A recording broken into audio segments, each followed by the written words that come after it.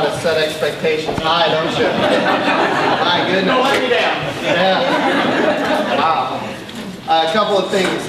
Just to start, I just want to thank you so much for the way you said the Pledge of Allegiance. I don't know if you guys could hear him say it. Never know. These United States of America. There you go. Yeah. A lot of people don't hear that. No, that's right. And the under God piece. And I've got the Republic. And the Republic, you bet. Let me. I'm going to share with you a quick story. Since you reminded me of the under God piece. I'm a Navy pilot. I flew combat in Iraq and Afghanistan. When I first got back from the war in Iraq, I was at a birthday party for a friend of mine, another naval aviator. And I went to this party. We were stationed at Naval Air Station Point Mugu. Anybody know where Point Mugu is? Okay, there you go. Outside of Los Angeles. Well, this party was going to be at a person's house in Los Angeles. So we drove down to Los Angeles, a whole lot of people there that I didn't know. And I found myself sitting on a couch next to a gentleman who was a clerk on the Ninth Circuit Court of Appeals. This must have been 2003, 2004. It must have been early 2004. And the gentleman, this was, I don't remember the specific date, but what had just happened is the Ninth Circuit Court of Appeals had ruled that it was unconstitutional to put the words "under God" in the Pledge of Allegiance in elementary school. You guys remember this? Yeah. And so here I am sitting next to this guy. He's a clerk on the Ninth Circuit Court of Appeals. And I asked him, were you involved in that case? And he said, well, was I involved? I wrote the decision as the clerk. And he was a Stanford-educated attorney.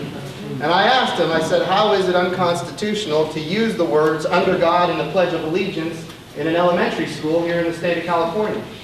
And he said, well, it violates separation of church and state. Just dismissed it real quick. And I said, really? Well, so where is that in the Constitution? And he said, well, it's in the First Amendment. And again, a Stanford-educated attorney, I said, what does the First Amendment say? And he said, well, it's separation of church. I said, no, tell me what it says. What is the language of the First Amendment? He couldn't tell me. No, he wrote the decision. It's real long. And I said, well, I'm a Navy pilot. I'm sworn to defend the Constitution against all enemies, foreign and domestic. Let me tell you what the First Amendment says.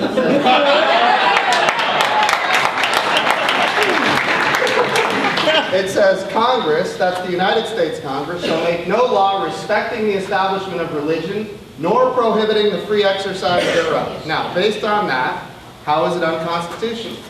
Then he started getting all lawyerly, and he said, well, it violates the Establishment Clause. Well, okay, so you're telling me that it establishes religion. Which religion does it establish?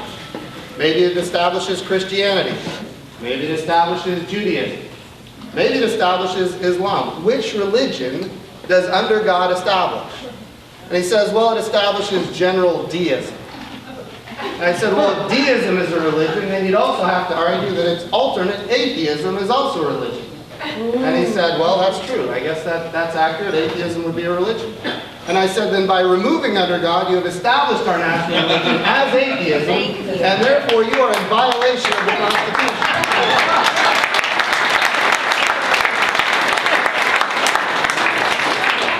And you know what he said? And I remember like it was yesterday. He said, nobody made that argument.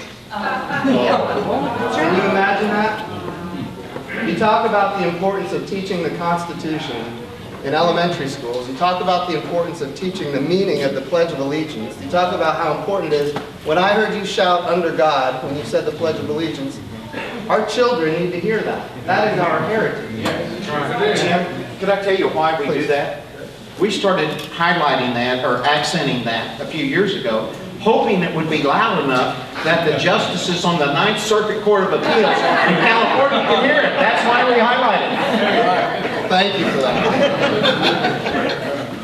So that's all good.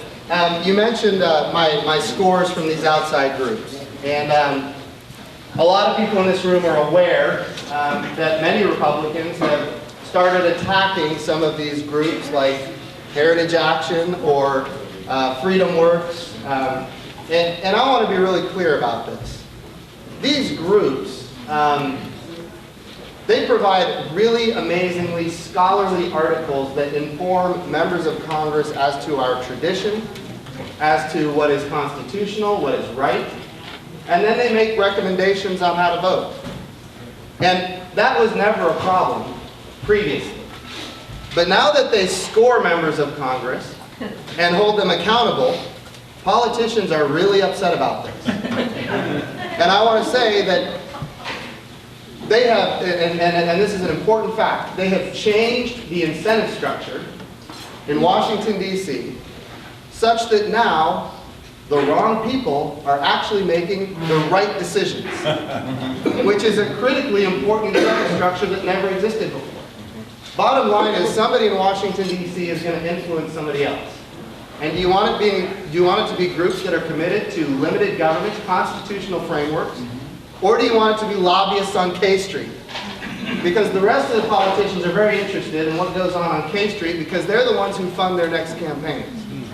And this is a big problem that our country has had for a very long time. Now you get groups that are actually holding members of Congress accountable, and they're getting attacked by the very members of Congress who used to supposedly support them. Go ahead. No questions now. Okay. Let's go ahead and talk. No questions now. I don't know what K Street is. Oh, K Street, that's where all the lobbyists in Washington, D.C. hang out. So they're the lobbyists. So what I want to start off talking about is, and I started off talking about this yesterday, the debt crisis.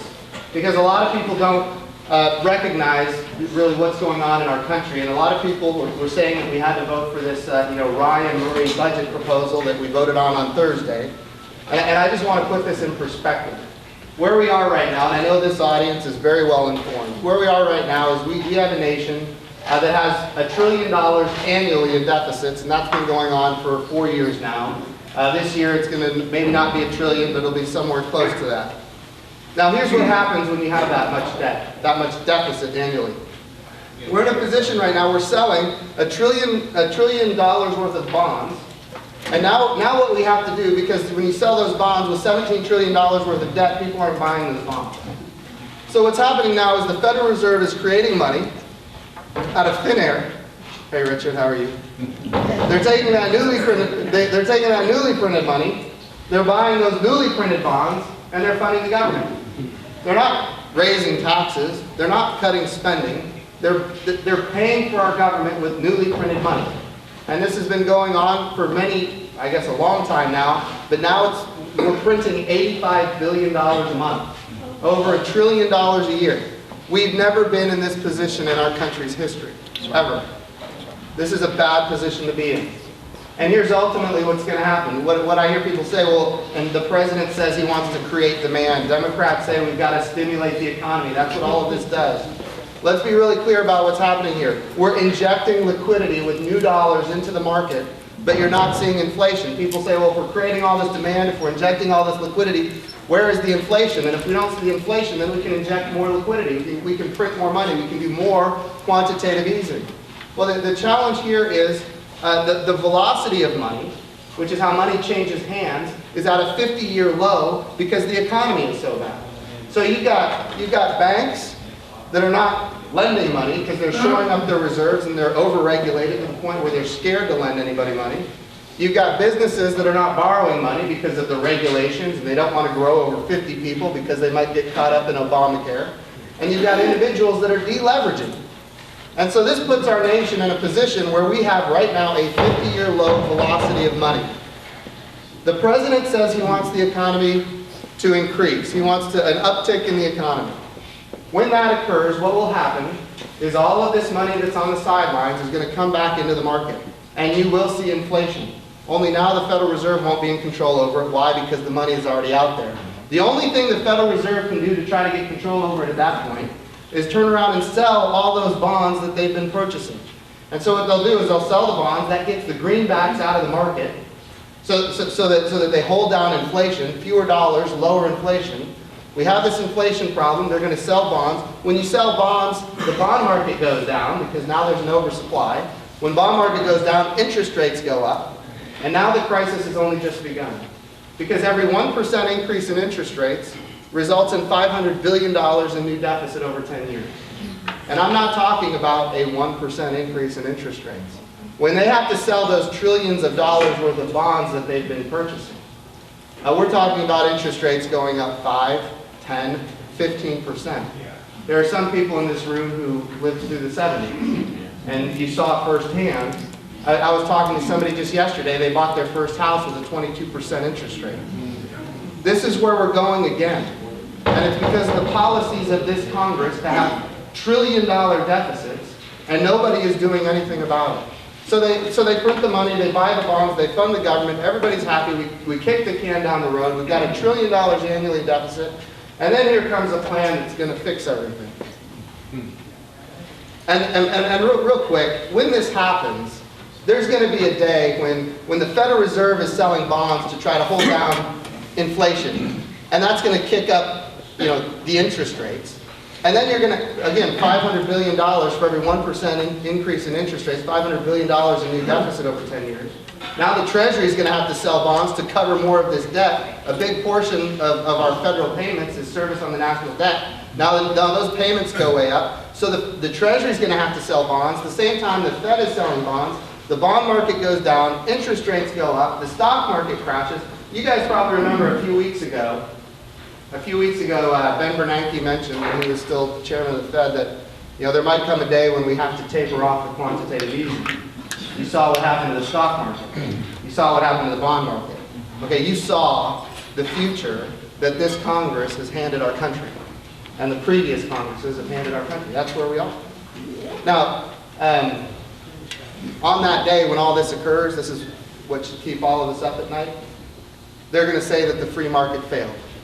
Interest rates are high, inflation is high, the US dollar is weak. The free market failed. It happens every time. They blame the free market when things don't go right, when the reality is it's their government that failed, it's the trillion-dollar deficits, and we've got to get this under control. So here comes the Ryan Murray budget that we all were supposed to vote for on Thursday. We have $17 trillion right now in debt. $17 trillion. And over the next 10 years, we're going to add another 10. It took us 240 years to get 17 trillion. We're going to add another 10 in the next 10 years. Of that 17 trillion, 5 came in the last 5 years. So here, the Ryan Murray budget takes 1/10 of 1% of the new 10 trillion that we're going to add over the next year, or the next 10 years. 1/10 of 1%, and it eliminates it. Now, how does it eliminate 1/10 of 1% of the new $10 trillion worth of debt? It's insignificant, is what I'm saying. But to the extent that it does reduce the debt, it's not because they cut spending, because they didn't. In fact, we're increasing spending next year, and we're increasing spending the year after that. It goes down because there's new taxes in this plan. They call them fees. Fees on people who fly on airplanes. So fees if you buy an airline ticket, you're going to pay a fee. It's not a fee when the revenue goes to the general revenue of the United States. It's a tax. Amen. And it's a tax on people who fly on airplanes. And that's what we voted for on Thursday. We voted for more taxes and more spending with a promise to one day in the future cut spending. And by that time, I'm not going to be in Congress anymore. That's what we voted on. And look, if you voted for that, you voted for new spending and new taxes. And I wasn't going to be a part of that. So that was, gotten a lot of questions about the Ryan Murray budget.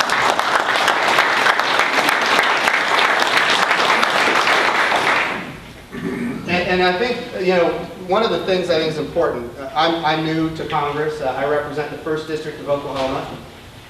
You probably have heard of it. It's a little town called Tulsa. One of the reasons, this is one of the reasons I got into this race. You guys probably remember August of 2011, the United States Congress was faced with raising the debt ceiling, and they created a package called the Budget Control Act.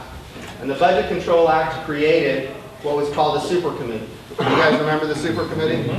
12 members of Congress.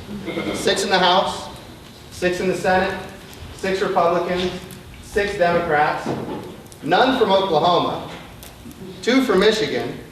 I don't know how they got 2 and we got 0, but that's how it worked. And these 12 people had the full authority to raise taxes, change federal spending, and to do it without any debates, without any amendments, without any filibuster. Now, there would be an up or down vote on the floor of the House and the floor on the Senate, but there would be no debates, no amendments, and no filibuster. That is how you lose your representation. That's right. And under the Budget Control Act and the Super Committee, I felt sufficiently aggravated that I felt compelled to run, to challenge an incumbent Republican in a primary. And as it turned out, we took this message to the people over and over, talking to as many people. I had no name ID, I had no money. But over the course of time, raising money a little bit at a time, we were able to get this message out and meet with more people and tell people what the case was and why it is so important that we have a constitutional republic. I noticed you yelled the word republic when you said the Declaration of Independence, or I'm sorry, when you said the Pledge of Allegiance. But it is a republic. But you don't have a republic when you don't have representation. And when you create things like the Super Committee, you don't have representation. Michigan gets 2 out of 12 members representing them, and we got nothing. And so I felt compelled to run, and I did. Now, at the end, the Budget Control Act, those 12 members, their job was to cut $1.2 trillion over 10 years. And it could be for mandatory spending, and if they failed, they were going to take it out of discretionary spending, half of which was going to hit the Department of Defense. And as a Navy pilot, somebody who has seen firsthand wars in Iraq and Afghanistan, taking $600 billion from the Department of Defense at one of the most critical hours of our nation's history, it was not palatable to me. Another reason that I decided to get into this race. But bottom line is this: those 12 members failed. The sequestration hit, and it was very painful. And there are ways to cut federal spending. Sequestration is about the worst way you can possibly do it, especially when it adversely affects the Department of Defense worse than anything else. But here's the reality, given the crisis that we have with our budget. The reality is that was a spending cut. And we need spending cuts right now more than any point in history. What the Ryan Murray budget deal did is it unwound the only thing good that came out of that, which is mandatory spending cuts. At a time when we should not, in our nation's history, be trying to figure out ways to spend more money now and claim that we're going to save money in the future, which is absolutely, if you believe that we're going to save money in the future, I've got some oceanfront property at the port of Catoosa in Tulsa. It's just not going to happen. So, when you think about what got us into that Budget Control Act, it was the debt ceiling. And when I was a freshman member, which I still am, back in February, we were faced with raising the debt ceiling. Would you raise your hand if you're aware that that vote in February to raise the debt ceiling didn't raise the debt ceiling, but it eliminated the debt ceiling? Raise your hand if you're aware of that. Right now in our country, we don't have a debt ceiling.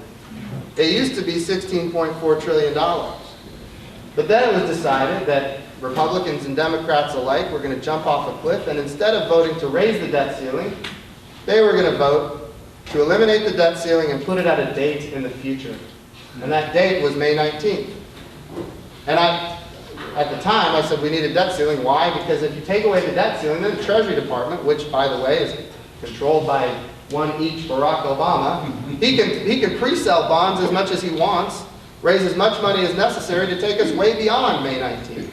And beyond that, when he sells the bonds, he can unwind the extraordinary measures. You guys, are you familiar with extraordinary measures?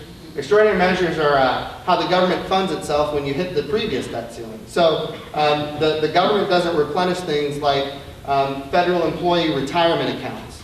And instead of replenishing those accounts with revenue, what they do is they take that money and they fund the government so that those retirement accounts are empty, but at the same time we're continuing to fund the government beyond the debt ceiling. So when you take away the debt ceiling altogether, now what the president can do is he can sell all these bonds to unwind the previous extraordinary measures. Then he can pre-sell bonds to take us well beyond May 19th.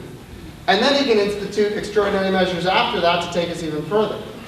Which is why this last debt ceiling took us all the way through October. They said May 19th, June, July, August, September, October. It didn't hit May 19th. And I had members of Congress coming to me saying, oh no, May 19th is the date. That's when it's going to hit. We wrote it into law. And I kept saying, no, that's not how. You think the president is going to stop extraordinary measures? Do you think the president is going to stop selling bonds in order to adhere to your May 19th? He doesn't follow any other laws. Why would he call it out? So at the end of this, you know, I said I'm not voting for this deal. And then, you know, members of Congress, they come to you and they're like, oh, you don't get it. You know, they can't go beyond May 19th. The bond market won't handle it. You know, you can't just sell bonds. The bond market. Look, if they want to sell bonds at the Treasury and the Federal Reserve is printing money and the quantities they're printing, all that does is you take that newly printed money, you buy those newly printed bonds, you drive up the price of bonds, drive down the interest rates. Interest rates are already at 1 or 2%. They can't go below zero. How in the heck are you telling me that the bond market won't sustain even more quantitative easing? Oh, you just don't understand how the bond market works. Are you kidding? I do understand how the bond market works, which is why you can't tell me that the president's not going to do what I'm telling you he's going to do. And at the end of the day, guess what? The president did exactly as we said he would do, and it went way beyond. It went all the way through October. So, look, you guys are probably aware that there was another debt ceiling that we just raised when we reopened the government. Man, there's so much to talk about. How much time do I have? You know, you got about another 12, 15 minutes. Okay. But please tell about when you got started, your freshman orientation and Sure. how you came about your vote against the speaker. All right. Tell us a little of color of what happened in that. Okay. So when you think about, you know, I've never been in politics before in my life, right? Brand new, spent my life in the Navy, and decided to run for Congress. And I campaigned, because of the whole Budget Control Act, the debt ceiling issues, I said, look, if I get elected, you know, the super committee, if I get elected, I won't vote for the speaker. I campaigned saying that. And I get to Washington, D.C. on the first day of freshman orientation, and they're voting within Republican conference, they're voting for the speaker in the first 15 minutes. So I don't even know anybody, but I've got to go and pick who I want to be Speaker of the House. And so I was, you know, interested to try to meet somebody and see who might be interested in the job, but that wasn't available to me. And there was only one person running, and it was the current speaker, and I don't know him any better than I know anybody else. And so I was like, okay, I guess this is just the way it is. The conference voted, and we moved on. And I came home after freshman orientation, and I went back to the House of Representatives with my family. We were on an airplane flying back for the swearing-in day. Freshman orientation is over. Flying back for swearing-in day with my wife, kids, get a phone call. It's a member of Congress. Hey, just want to let you know, we heard that you campaigned saying you're going to vote against the speaker. You know, if you were to do that, I just want to be nice for you to know that you know, you'd be kicked off the Armed Services Committee. Well, that's interesting. Thank you for sharing that. And I hung up and I told my wife, you know, that story. And she goes, I know what you're going to do. Yeah, you do know what I'm going to do. So I went back, and this was, you know, when I got that phone call, I was changing a diaper at DFW Airport. So we get to Washington, D.C. I'm walking down the tunnels in the Capitol. I've got a 6-year-old boy on one hand, my 4-year-old girl on the other hand. We're talking, and then member of Congress calls, same member.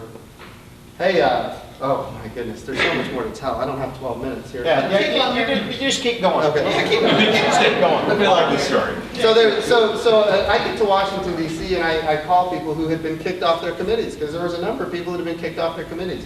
And I call them and say, is this real? I mean, is this what's going to happen if I do this? Oh, yeah, that's what's going to happen. Well, what are you guys going to do about it? Well, we're getting together tonight. Why don't you join us? So at first, they wouldn't let me in the door because they didn't trust me. Then they had another meeting, and I convinced them that I was credible, and they let me in the door, and there was 21 people in there, and they were all, you know, we've got a 34-member majority in the House of Representatives. Only 17 of us need to defect, and then the Speaker doesn't get a majority. So if 17 people vote the other direction, and I'm not talking about voting for Nancy Pelosi, but just vote for somebody else. Don't get me wrong, I wouldn't be voting for Nancy Pelosi. But if you just vote for anybody else, you know, you can block because he has to get 50 50% plus one. So we needed 17 people. There were 21 in the room, and I said, okay, we're good. We'll block.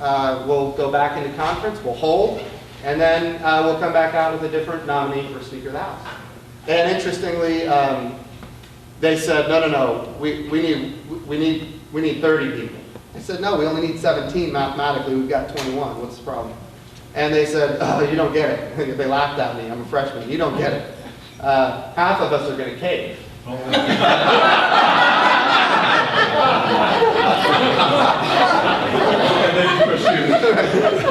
And I was like, well, raise your hand if you're going to cave.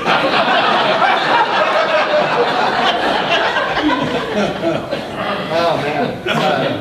It sounds funny, but at the time, you know, it's like, but they said, look, you know, people are going to get threatened, they get kicked off their committees. Other people will get, you know, coerced with, like, you know, promises for chairmanships or whatever the issue is. I was like, okay, well, what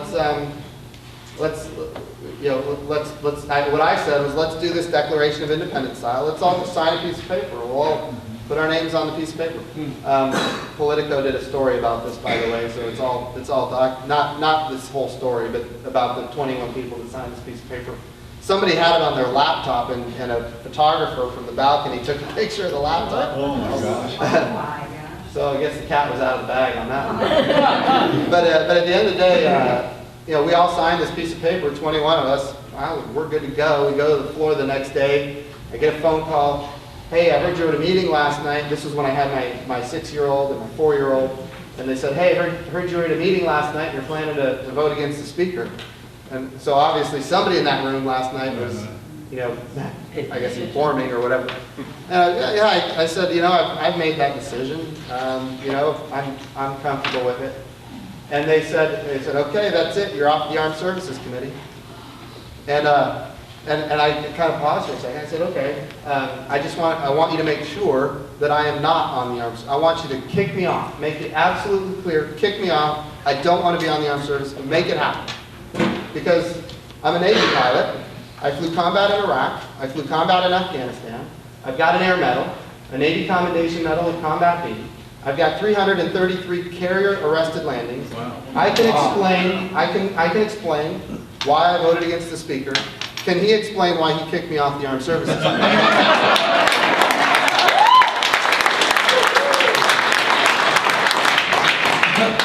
There was like dead silence on the other end for about 10 seconds. And I said, you don't know what you're doing. You have no idea what you're doing. You're right, I don't. And that's why I can do it. And so we hung up and went to the floor, and all these members come and talk to me, you know. And at the end of the day, you know, I didn't know who I was going to vote for. I just knew I wasn't going to vote for the speaker. And I stood up. I voted for Eric Cantor. And then I sat back down. But when I sat down, it was like the whole room got quiet, and then everybody started murmuring because this was, you know, everybody thought this was the beginning of the coup or whatever. And then at the end, Were you the first one to vote for someone besides Speaker? Justin Amash is an A, so in alphabetical order, he came before me. And he's one of the guys that if he tells you he's going to do something, he's going to do it. Yeah. And if he tells you he's not going to do something, he's not going to do it. So he came before me, but there was another person. I don't want to name a name. You guys would all know who this person is. But the other person didn't vote at all. And then it came to me, and I voted for Eric Cantor. And then going down the list, every other person was not following through. So we get to the end, and a freshman, just like me, a guy named Ted Yoho, who's from Florida, we get to the end, and there's only 8 people that have voted against the speaker. And Ted Yoho is going to be number 9, and I talked to him. I said, don't do it. Don't, look, save yourself. We don't have the numbers. It's not worth the pain. Save yourself. And Jim, he's a big guy from Florida. He's a veterinarian, a large animal veterinarian. Jim, I told you I'm going to do something, I'm going to do it. He stands up and he says, Eric Cantor. That's the kind of leadership that you need in Washington, D.C. Yeah. He had absolutely nothing to gain, everything to lose. He still followed the word. And all the other people that had, you know, a lot less to lose, he thought, and he made a calculation that his word was more important than the punishment he was going to receive. And that was the, and I get emotional every time I tell that story because he didn't have to do it, and he did. And we gave him the out. We said, don't do it. He did it anyway. So he's a guy that I really like and trust. He's a freshman. So that was, then, I got offered after that, I got offered to chair a subcommittee if I would change my vote. It wasn't that transparent. It was, hey, there's some more time. Why don't you change your vote? Well, why would I do that? Oh, I don't know. It just might be. It's about perceptions, and if the perception was right, you could chair a subcommittee, name the committee. Even I said I'm not interested. I said I'd love to do that, just not today. And went down the line, and lo and behold, they offered the same thing to another freshman member, the same thing I did, and he rejected it. Good friend of mine, Thomas Massey. And interestingly, at that point, they offered me the vice chairmanship and him the chairmanship because they were kind of stuck. They had to have somebody. So at the end, I didn't lose the Armed Services Committee, and I got to vice chair the subcommittee on technology, on the Science, Space, and Technology Committee. So that was all in day one.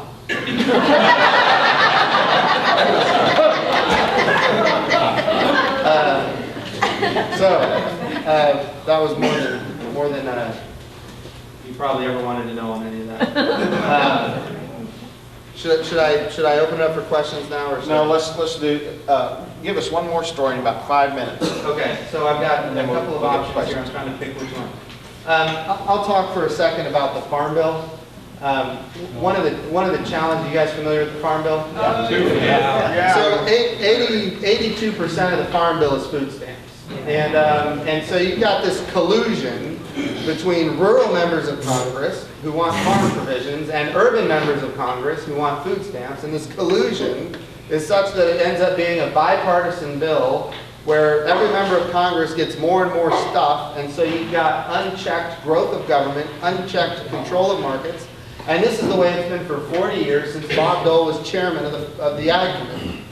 And so what a number of us said was that we will be happy to vote for a farm bill, and we'll be happy to vote for a food stamp bill, but you have to split them apart to break this unchecked bond that is on these two different spending bills.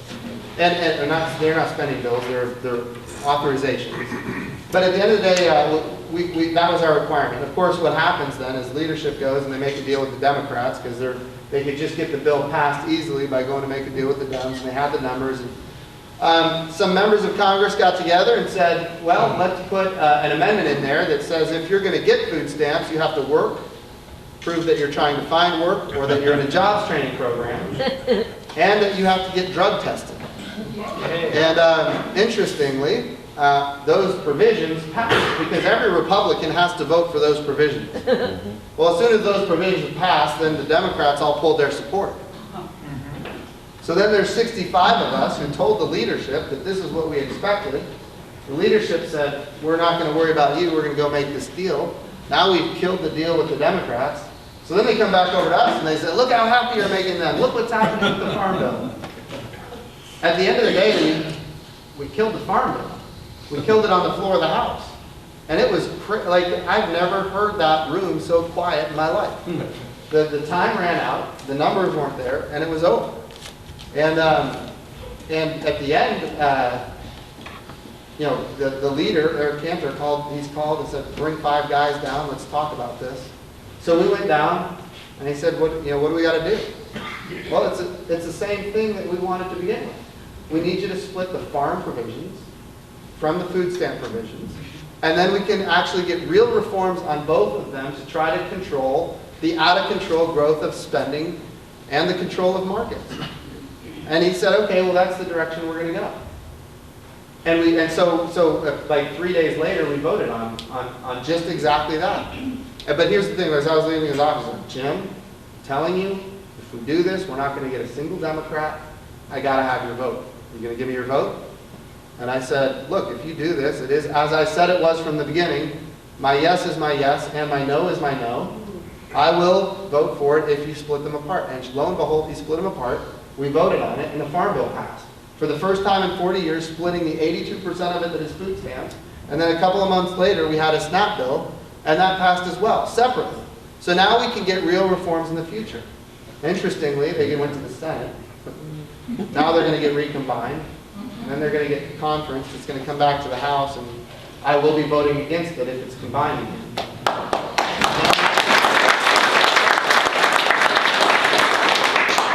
So these are just some of the things that, as a freshman member of Congress, that I've witnessed and experienced, and some of the challenges I've had, but also, I got to tell you, it's a job unlike any I've ever had before. I get really excited when I head out to D.C. It is a thrill and an experience, and I get really excited about it, and I got to tell you, when the week is over, I cannot wait to get home.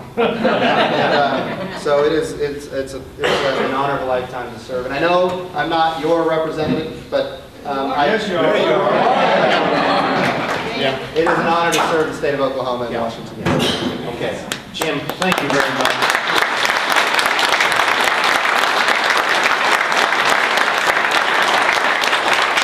Last night I showed up in a Santa Claus costume. And I gave him an IOU last night. I said, I'll make it up to you today. So I brought my checkbook, and here's what we're going to do, folks. Now, we're going to do questions in a minute after we do the fundraiser part here. And if you guys, Gabe, and if you guys can get ready here. But I'm going to contribute $50 for every one of you that will contribute $100 or more, up to 10 of you. I hope 30 of you do it, but I'm putting a limit of 500 on what I'm going to give. So I need 10 of you or more, and I hope everyone will contribute something, but that's up to you. You all know your own needs. Ralph Bullard came by. He's a man of poor priorities. He left a $100 check here and said, I can't stay for the meeting. So I've got one. Who else will contribute 100 or more? There's 2, 3, 4, 5, 6, 7, 8, 9, 10, 11. Keep your hands up, okay? So these guys can get your contributor forms to you. Now, folks, the rest of you, you help this guy all you can, because I want to tell you something. Early on, when I looked at the contributor reports, this guy wasn't raising much money. And all the rest of the guys in our federal delegation, they had lots of money in the bank. You know why? Because he can't be controlled, and the special interest groups aren't going to put money in his campaign. That's right. And if we, the grassroots, that appreciate the kind of stands that he's making, if we don't support him, he's not going to have what's necessary to fend off the challenges. Amen. Now, I will say this, there were several names bandied about, and I knew that the powers to be in Tulsa were looking for someone to challenge him, to run against him early on. And I think you've been doing a little better in the fundraising, and that's good. But folks, we've got to help people like this. So I hope you will do the best you can, whatever that is, and I appreciate it so much. So it looks like I owe you $500 here. I'll write the check. At this point in time, maybe up to 7 of you, if you have questions, line up behind this mic, and we'll ask the questions here. Try to stay out away from in front of that camera there. So if you line up that way, and go ahead, Jess, you shoot first with your question. Concerning the concept of Cloward and Piven, would you address that as it applies in Washington? The concept of what? Cloward and Piven, I'm not familiar. these are 2 professors at Princeton University. Okay. Their concept is that the way to bring down the U.S. government is to overwhelm it with obligations, entitlements. Well, it's happening. Very, very similar to Alinsky too. They're kind of disciples of Alinsky. Okay. Well, certainly, if you would look at the deficit of our country, and you look at the uncontrolled growth of government, it would appear that I mean, that is what is happening. It's not unusual. It's happened in history over and over again. My real question is it being done consciously?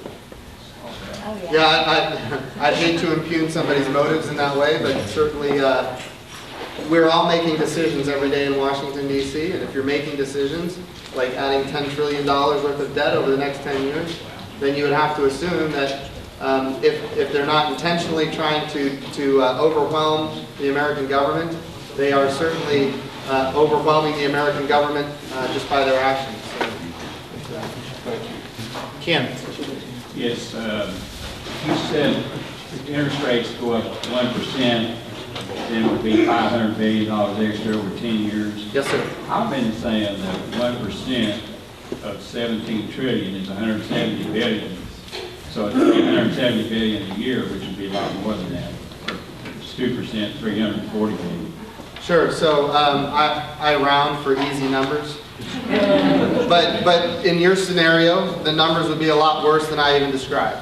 So the bottom line is this: 1% increase changes the trajectory of our federal spending big time, and again creates a situation that it's very difficult to keep up with. Yeah, thank you. Yeah. When we hit that $27 trillion national debt, what's to prevent the government from saying the dollar is no longer legal tender? We no longer accept. Speak closer to the mic. We no longer accept the dollar as legal tender. We are going to another denomination, and you will turn in your dollars for 1 penny on the dollar. Right. So I don't know if the U.S. I don't have a crystal ball. I can't imagine that would occur. But what I would say is this: if you look around the world right now, you have countries like China and India and Russia, and they're calling for a new world reserve currency. You've got the United Nations advocating for such a thing, because nobody right now. That'd be a good one. Yeah. Here's a $50 trillion bill, but you've got the United Nations advocating for this kind of deal. Now here's the scenario. If you want to prevent this from happening, where we end up losing the dollar as the world's reserve currency, then what we've got to do is we've got to quit, printing money to fund the government, because that's what has made the world lose confidence in the U.S. dollar. And that requires politicians to not spend the money. Well, you recall when Roosevelt was president, he says you can no longer own gold. Turn your gold in or you will be penalized. You recall what happened with the Weimar Republic in Germany, where people were taking wheelbarrows full of paper to buy a loaf of bread. Yeah, and look, we're going to see that kind of inflation when the economy heats up. That's going to happen. Mr. Bourne. Jim, as you know, I'm from Wagner County, and I don't know if this question would pertain to you, but I'll ask anyway. Yes, sir. FEMA came in, and they all of a sudden said over 50% of the residents need flood insurance, Yes, and only 7% had it before. right. Is it true that physicians in the state are supposed to protect us from federal intrusion like the FEMA? Because all of a sudden I'm going to have to pay next year $1,495 for flood insurance, even though they haven't proved I'm in flood. Right. So here's what happened here is that FEMA just redrew the maps, and then all these people are all of a sudden in flood zones. The problem here is FEMA has $9 billion worth of debt that it's not paying for. And so even since I've been in Congress, I think one of my first votes was to bail out FEMA because they don't have enough money for all of the flood insurance that they're required to pay claims on. Bottom line is this: the government should not be in the flood insurance business. Amen. Real quick, Gabe, you got a comment on this? Well, I was just going to have him come see me come see me So, before we leave. You as are in our district. And we'll talk to you about it. As it relates to Wagner County, we have been fighting, that fight on your behalf, and some of the dikes are being recertified, and the maps are being redrawn. So all those people that are currently in flood zones will not be in flood zones. And the people who have already paid insurance, a lot of them are going to get paid back. But the bottom line is, you can't have a flood insurance program that constantly requires people like you in this room who may not live in a flood zone to subsidize the people who do live in a flood zone with your tax dollars. Because what this does is it creates an adverse selection where people are willing to live in flood zones, people are willing to live in very dangerous places, because they know at the end of the day they're going to have the insurance required to fix their house and ultimately, it's not a sustainable, you've got to create incentives for people to live and to take risks on their own and to pay for their own risks, which is why we shouldn't have the government involved in The last question has to do with tax problem. I've been audited right now for 2010. How does a low man get help when they're fighting somebody like the IRS? That's a great question. I'm a supporter of the fair tax. The problem with the IRS is that it's judge, jury, and executioner, and we need to eliminate the IRS. Yep.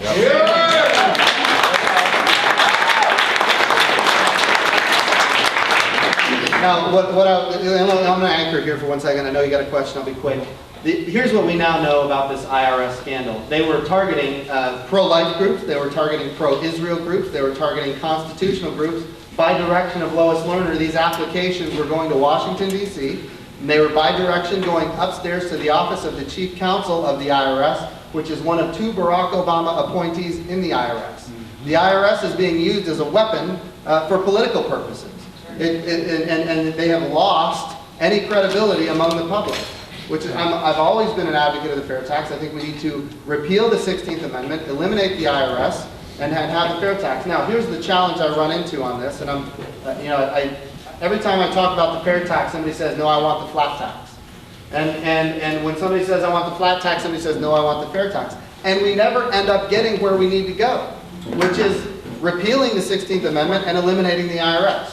So what I did is I said, let's start with the end game, which is repeal the 16th Amendment, eliminate the IRS, and then give ourselves 2 years to come up with a solution so that the fair tax and the flat tax people can fight amongst themselves and come up with a real tax reform. But as long as we have what we've got right now, you've got politicians that are manipulating the tax code, not in your best interest, but in the best interest of the people who fund their campaigns, and we never solve the problem. By the way, you may be aware the tax code has been changed 4,428 times in the last 10 years. That's more than once per day. Do you think that was by accident? Americans spend 6 billion hours trying to comply with the tax code. That's the equivalent of 3.4 million people working full-time just for tax code compliance. That's equivalent to a city bigger than Chicago, bigger than Houston, bigger than Philadelphia.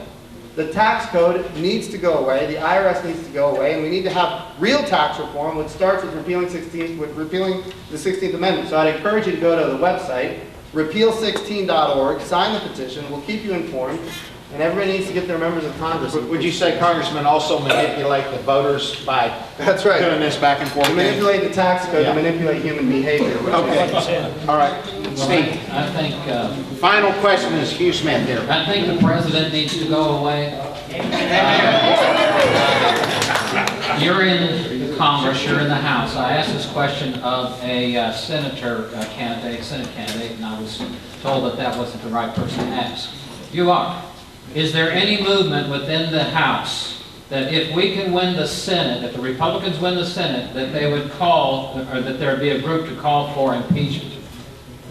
Oh, I don't know. I'd love to answer your question. I don't know, but what I could say is this.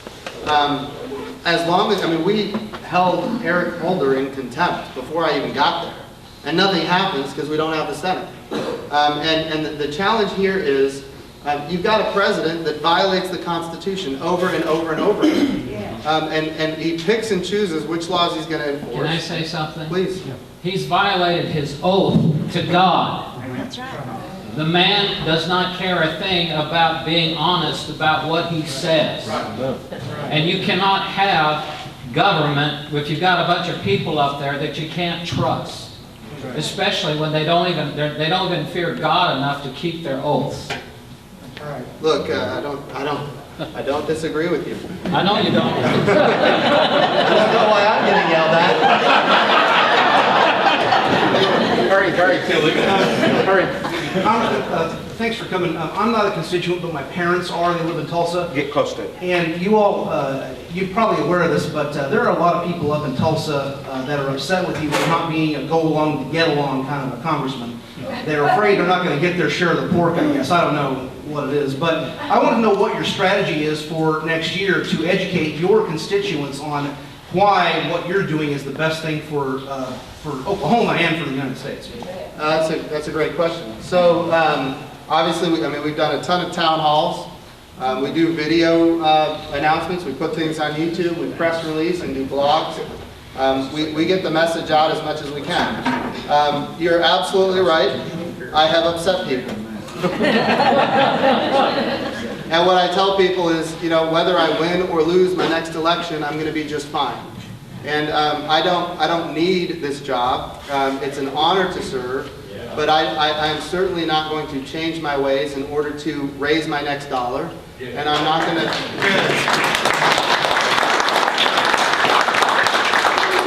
One of the challenges I think we have with our republic is that members of Congress get into a transactional relationship with their constituents, where I will bring you home stuff if you keep sending me back. And that's how you get into this position where you have a $17 trillion debt. I think it's important for us to recognize that when somebody elects you, they elect you to do the right thing.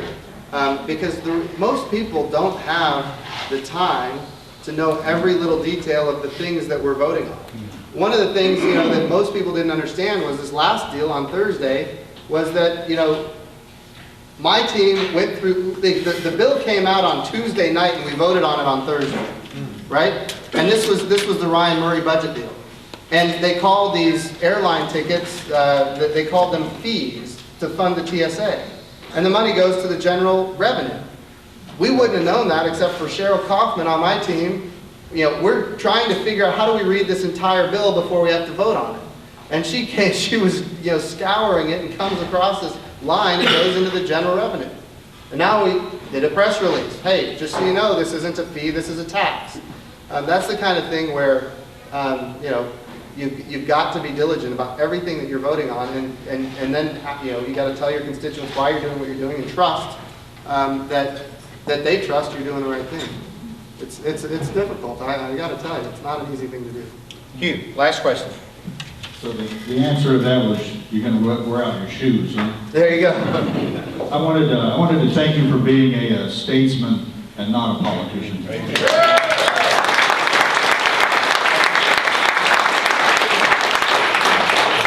I do have a question. Why does the world still accept the dollar? Well, right now, there is no alternative. And I can give you some examples of where people have tried to reject the dollar. I guess it was in 2007, China made an effort to start selling American Treasury bonds in an effort to weaken the dollar, and it was effective. The challenge is, when they did that, they lost exports to the United States. So what they've done since then, since 2007, is they have been diversifying their exports away from the United States so that the next time they decide to shotgun sell American Treasury securities, then we're going to be in a position where we can't rely on the fact that we import their exports. That's not going to save us at that time. So it is critically important that we get control of the U.S. dollar for that very specific reason. I want to be real clear. China is not a friend of the United States, and neither is Russia. And either one of them, if they have the opportunity, Vladimir Putin is doing all kinds of crazy stuff just to make us. Russia is building nuclear centrifuges in Iran. They've got 19,000 centrifuges to enrich uranium for peaceful nuclear reasons. It doesn't make any sense whatsoever. But now the President of the United States has decided, they need a peaceful nuclear program with 19,000 centrifuges. But yeah, Russia is doing that for them, helping them go around the sanctions, helping the Assad regime in Syria. Look, we've got people that really don't like us. And of course, they're cutting off energy in the dead of winter to the former Soviet satellite states that don't want to rejoin a union under a different name other than Soviet. They call it the Customs Union, or they call it the Eurasian Union. The reality is, we want their freedom and we want their independence, and if we are to keep them free and independent, then it relies and it matters that we have a strong dollar so that people want to trade with us. But why do the Saudi Arabians continue to take our dollar? I'm sure you have an answer here that I'm not. The petrodollar. Why do they still keep taking it? I'm not sure what exactly what you're asking. We pay the Saudis in US dollars for our fuel. Right. And some fellows have tried to switch off to taking gold for the fuel instead. Sure. And yeah, no, I hear you. The gold is something they can hold in their hand where the federal government, like you said, is printed. Right. Well, there's coming a day when, people are losing confidence in the U.S. dollar, and you hear the world markets clamoring for a new currency. You can hold these green stamps in your hand, too. Federal Reserve green stamps. Thank you very much. Thank you so much. Yeah. And just to be clear, I do advocate for balancing the budget, because if you don't create $1 trillion worth of debt, then you don't print the money to buy the bonds to fund the government, and the U.S. dollar has a hope of remaining strong, even though the liquidity has already hit the streets. So, thank you so much, guys. Very much congratulated.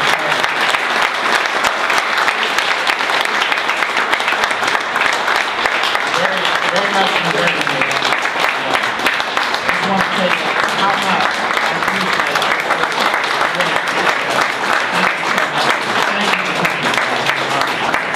Folks, have a great Christmas next Wednesday, and the Wednesday after that, we'll be meeting at the Denny's in Edmond on 2nd Street, which is between Bryant and Boulevard.